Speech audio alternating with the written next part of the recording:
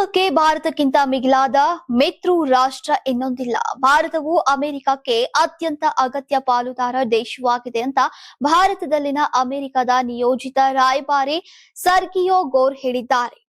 ಭಾರತದ ಜೊತೆಗೆ ಸುಂಕ ಸಮರ, ವ್ಯಾಪಾರ ಮಾತುಕತೆ ಬಿಕ್ಕಟ್ಟು ಉಲ್ಬಣಗೊಂಡಿರುವಂತೆಯೇ ಅಮೆರಿಕದ ರಾಯಭಾರಿಯು ಈ ಹೇಳಿಕೆ ನೀಡುವ ಮೂಲಕ ತೇಪ ಹಚ್ಚುವಂತಹ ಕೆಲಸಕ್ಕೆ ಮುಂದಾಗಿದ್ದಾರೆ.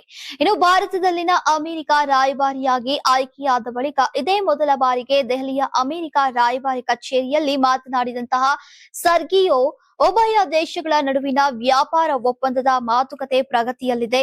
ಒಪ್ಪಂದಕ್ಕೆ ಸಂಬಂಧಿಸಿದಂತೆ ಎರಡು ಕಡೆಯಿಂದಾನು ಸಕ್ರಿಯ ಪ್ರತಿಕ್ರಿಯೆಗಳು ಪ್ರಯತ್ನಗಳು ನಡೆದಿವೆ. ಮಂಗಳವಾರದಿಂದಾನೇ ಮುಂದಿನ ಹಂತದ ಮಾತುಕತೆ ನಡೆಯಲಿದೆ ಅಂತ ಹೇಳಿದ್ದಾರೆ. ಇನ್ನು ಭಾರತಕ್ಕಿಂತ ಬೇರೆ ಯಾವ ಪಾಲುದಾರರು ನಮಗೆ ಮುಖ್ಯರಲ್ಲ. ರಾಯಭಾರಿಯಾಗಿ ಮುಂದಿನ ದಿನಗಳಲ್ಲಿ ಮಹತ್ವಾಕಾಂಕ್ಷೆಯ ಕಾರ್ಯಸೂಚಿ ಅನುಸರಿಸುವುದು ನನ್ನ ಗುರಿ ಎನ್ನುವುದಾಗಿ ಸರ್ಗಿಯೋ ಗೋರ್ ಅವರು ಹೇಳಿದ್ದಾರೆ. ಜೊತೆಗೆ ಮೋದಿ ಟ್ರಂಪ್ ಸ್ನೇಹದ ಬಗ್ಗೆ ಮಾತನಾಡಿ, ಮೋದಿ ಟ್ರಂಪ್ ನಡುವಿನ ಸ್ನೇಹ ನೈಜವಾದದ್ದು. ನೈಜ ಸ್ನೇಹಿತರ ನಡುವೆ ಭಿನ್ನಾಭಿಪ್ರಾಯಗಳು ಇರಬಹುದು, ಆದರೆ ಅವರು ಚರ್ಚೆ ಹಾಗೂ ಮಾತುಕತೆ ಮೂಲಕ ಎಲ್ಲಾ ಸಮಸ್ಯೆ, ಭಿನ್ನಾಭಿಪ್ರಾಯಗಳನ್ನ ಪರಿಹರಿಸಿಕೊಳ್ತಾರೆ ಎಂದಿದ್ದಾರೆ.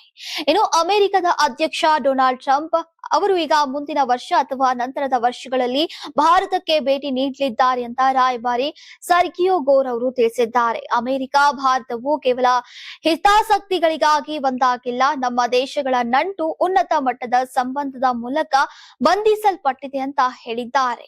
ನೀವು ಸಣ್ಣ ಆಗ್ಬೇಕಲ್ವಾ? ಅದು ಒಂದು ಉತ್ತಮ ಆಹಾರದಿಂದ ಸಣ್ಣ ಆಗ್ಬೇಕಲ್ವಾ? ಪ್ರತಿದಿನ ನಮ್ಮ ಜೀನಿ ಸ್ಲಿಮ್ ನ ಯೂಸ್ ಮಾಡಿ ಯಾವುದೇ ಸೈಡ್ ಎಫೆಕ್ಟ್ ಇಲ್ದಂಗೆ ನೀವು ಸಣ್ಣ ಆಗ್ತೀರಾ.